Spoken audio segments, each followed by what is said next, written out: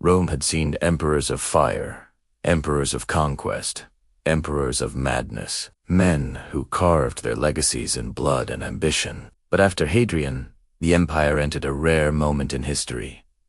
A moment ruled not by a warrior, nor a tyrant, but by a man defined by calm restraint. A man whose greatness came not from war, but from the absence of it. This is the story of Antoninus Pius, the emperor who kept the peace. When Hadrian chose Antoninus as his successor, Roman senators were confused. Why choose a man quiet in temperament, gently in disposition, and uninterested in conquest? Why choose someone who seemed more philosopher than politician? Hadrian knew something they did not. He understood that after decades of expansion, consolidation, and administrative reform, Rome needed a stabilizer, a leader who would preserve the empire without shaking its foundations. Antoninus Pius was that leader. He was born into a respected senatorial family, raised with discipline, humility, and a deep sense of duty. He was not a man who sought power. Power sought him. Even before becoming emperor, Antoninus earned a reputation for fairness, generosity, and incorruptible judgment. When Hadrian adopted him, he accepted not with pride, but with responsibility. Antoninus spent his early reign completing Hadrian's unfinished work, negotiating with the Senate, restoring calm after political tensions, and ensuring that Hadrian's memory was honored despite the Senate's anger. The quiet emperor began his rule by healing old wounds.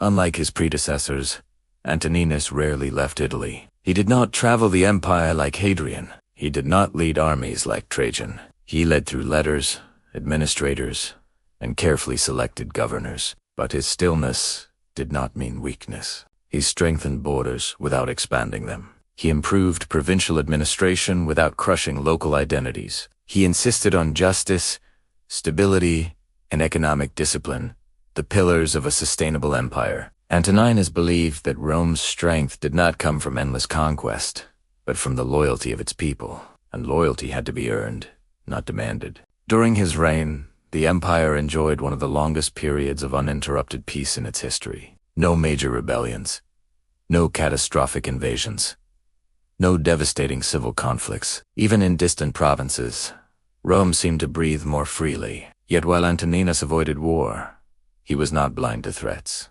When problems arose in Britannia, he authorized the construction of a second defensive line, what would become known as the Antonine Wall.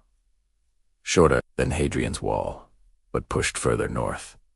It demonstrated that Antoninus was willing to defend Rome's interests when necessary. Still, his rule was never defined by military glory. It was defined by good governance. Under Antoninus, tax burdens were lightened. Provincial governors were held to stricter standards. Judges were required to follow fair procedures. He protected slaves from cruel masters, improved the rights of widows and orphans, and passed laws promoting justice over privilege. Where previous emperors tried to shape Rome with conquest, Antoninus shaped Rome with virtue. Even the economy flourished. Grain shipments were stable, trade routes secure, and public spending controlled. The treasury overflowed, not because of conquest, but because of careful stewardship. Rome prospered not through expansion, but through peace. Yet the most profound part of Antoninus' reign was his relationship with his adoptive sons, Marcus Aurelius and Lucius Verus. He raised them with discipline,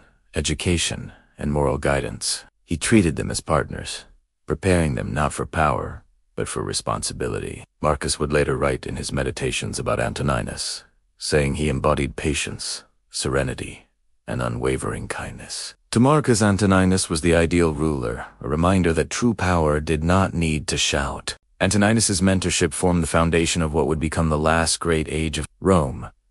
After 23 years on the throne, Antoninus Pius died peacefully as he had lived. No assassination, no revolt, no chaos. His final act was symbolic of his entire life. He called out to the Senate, saying, "Only if I have done well, give me your approval."